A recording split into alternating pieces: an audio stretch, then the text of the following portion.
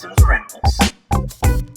Awesome Writer here. In today's video, I'm going to be doing a brief discussion, kind of more of a free-form ABC Family discussion, comparing a little bit Mighty Morphin Power Rangers Once and Always and the start of the mmpr Return comic. Now, as of this moment, I do have plans to do possibly like a full-on review comparison when this miniseries wraps, just to sort of like get more of the details, like comparing individual details and individual aspects. This is going to kind of be more of a freeform thought exercise discussion that I wanted to talk about because I've seen other people bring up the comparison. So if you didn't know what Once and Always was, how are you at this video? Now, Once and Always, obviously the 30th anniversary special that picked up with the team 30 years later with Trini's daughter. And then mmpr The Return is a miniseries comic co-written by Amy Jo Johnson that is more of a selective requel that is also picking up with the team 30 years later after some loss of both Trini and Tommy, training the next generation, which it's going to feature Trini's like second cousin or something, and then Kim and Tommy's daughter, who are in this timeline, are married. Now, sort of similar yet different approaches, obviously because Once and Always takes into account all the other seasons, even though it's primarily mmpr related. And this season, like I said, is a selective, or this comic is a selective requel, which kind of almost adapts the general public's idea that Power Rangers ended after mmpr, just with the thought of, yeah, the mmpr team continued on, defeated Rita and Zed, and then they disbanded.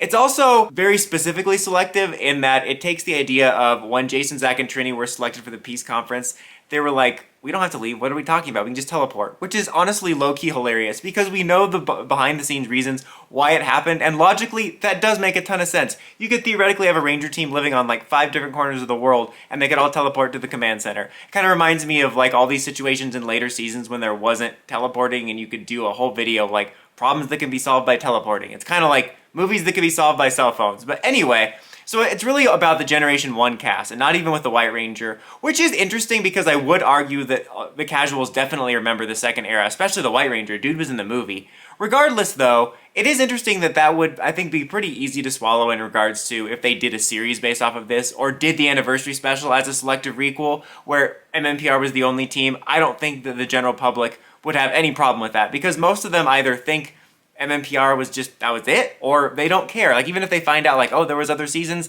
they don't care to follow up on that. They just move about their day. What I wanted to talk about was just comparing the two stories, and not necessarily which one was better and like putting the other one down type of way, but the two different approaches, because I really did like Once and Always. I enjoyed it for what it was. It wasn't perfect, but you know, as a PR fan, a lot of it's just some of the problems and stuff I've come to expect.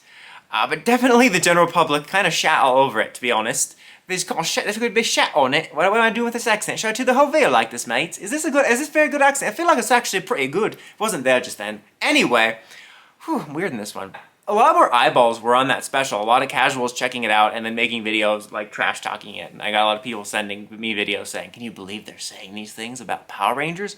I'm like, yes. I took a few jabs myself. I did like Once and Always, and I thought the premise for it was solid, and I really did appreciate that even though it was very focused on mmpr, that they did take into account a lot of things that happened in other series. Obviously, Zordon's death happened in space. There was all kinds of Easter eggs. They even incorporated a version of SPD. Obviously, we incorporated season 2 and 3's cast out of necessity, but I did appreciate that it incorporated all the other lore that it needed to, even if it was mmpr focused. And like I said, even if it was a selective requel, the premise was pretty solid in spirit, and I did enjoy it. But I can't help but actually prefer the premise for The Return. I know it would ruffle a lot of feathers if, like, hypothetically the premise of The Return was the 30th anniversary live-action special because it's a selective requel, like Halloween 2018 and, like, most of the movies in the Halloween franchise. But you know what? When you have a multiverse, I don't mind stuff like that, and I know people, like, hate the mmpr pandering, but that's why I enjoy the Halloween franchise. I like the choose-your-own-adventure aspect where you can sort of pick up, like, I can enjoy Halloween 4, I can enjoy H2O, but I can also enjoy the idea of, hey, what if it was only after the first movie when Michael and Laurie are related? People that don't know what Halloween are like, what the hell are you talking about, dude? I think that would have been a cool premise.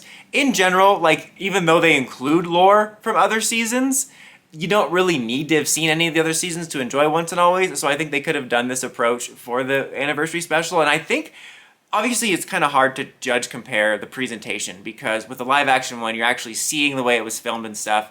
And Once and Always was very much this weird mix of these really kind of well-shot dramatic scenes that felt more cinematic, but then like really cheapo Neo Saban feeling scenes that in some way came across as worse than when we started.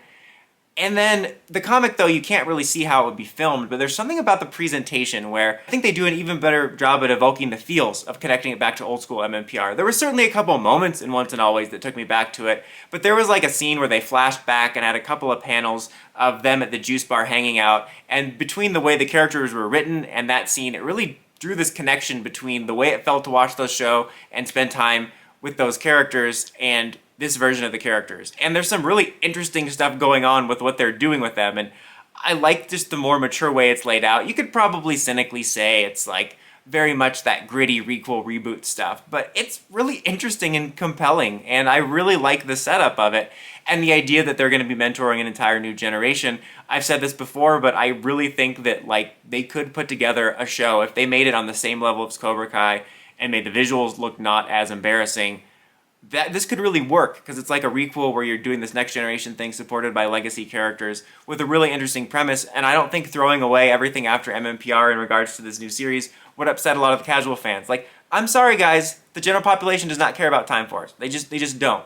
There are probably certain seasons that more people grew up with and remembered. There's definitely a great deal of people, or not a great deal I would say, not as much as MMPR, but a good amount of people that grew up with Samurai.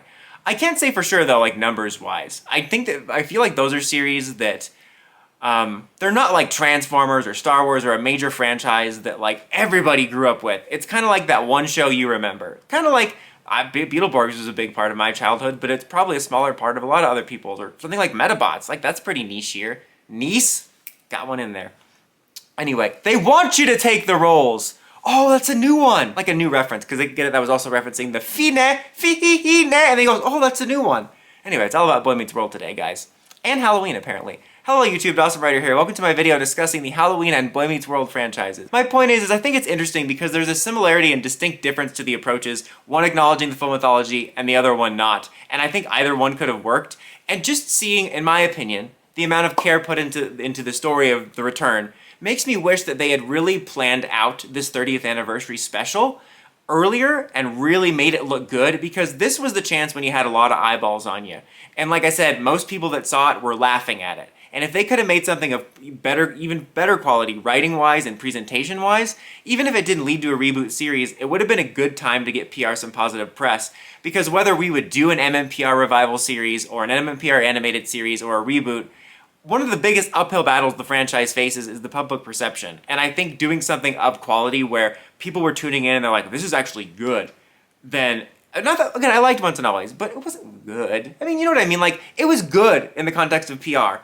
But if I'm comparing it to other stuff I watch, this was just kind of more of a freeform thought exercise. Like I said, ABC Family, I'm still always going to think of it like that. Don't try to trick me. Sometimes I still think of you as singular AT&T. Obviously going to be covering the series. My review for issue 1 is already out, and when the series wraps, I do plan on doing a full-on, instead of doing like a full-on series review after I've done the individuals, I'm going to do an in-depth, well, in-depth for me, comparison review of Once and Always and The Return. But what do you think? Based solely on the premise, because we can't fully judge it until the series is wrapped, which premise do you prefer, MMPR The Return or Once and Always? And would you be on board with seeing an animated or live-action MMPR The Return series that's a Selective requel? Also, what did you think of the Halloween requels and Boy Meets World? Anyways, guys, until next time, don't forget to like, comment, subscribe, and climb the steps and ring that bell to get the notifications for my videos. Dawson Ryder, signing out.